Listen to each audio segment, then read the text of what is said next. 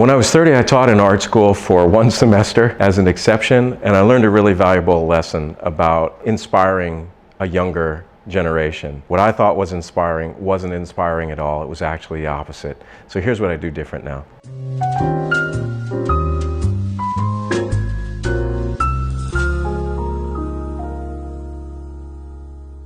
I had this experience where I went to the Art Institute and then I graduated, I guess when I was about 22 or 23. Shadow, sweetheart. I had actually started my first business in junior year of art school. And basically it consisted of doing some work for professors and things like that. I was an affordable exploitation of mold making at that time. If you fast forward, I left school, I started a company called Mold Making and Design, and basically did all sorts of jobs, anything that could come my way. And I stayed with that business for, I guess it was 4 or 5 years. And then one of my old professors from the ceramics department called me back and she said, would you be willing to teach a mold making class? In the ceramics department, something fell through, and even though I didn't have a master's degree, they made an exception. And so I treated the class as a business class because they were interested in having me talk about my journey from art to business. And at that point, it was a pretty crash course and I had a lot of stories already. And so one of the presentations I gave to the students was I put together a slideshow. Because I'd photographed every job that I did, I really thought it was important to show the steps of how one thing led to another, and how you eventually get to Disney,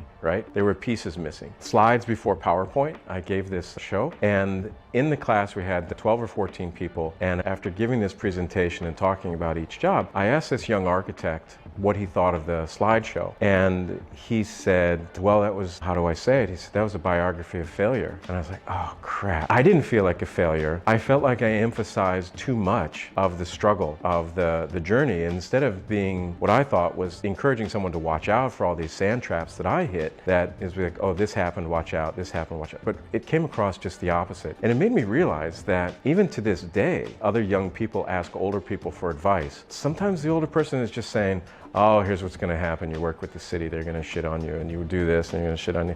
And then really, I'm like, no, maybe I got shit on, but that's not going to be your experience. And I thought the most valuable thing that I could give at that moment is supportive encouragement. Not careless encouragement, but to just say, hey, you got this. Look, they're in their 20s, I'm in my 50s, our energy levels are different. Just tell me it's gonna be okay. I mean, lie to me a little bit, you know? It's important. And I think that when someone moves forward with a positive attitude, they kind of embody a strength and a durability within themselves to go through it. They know it's not going to be easy. They know someone's not going to hand them a trophy right away. But I'm not going to shit on their shoes just for getting started. That's a terrible use of 30 years of experience to advise somebody of all the horror. And I made that mistake early, so I try to avoid that now.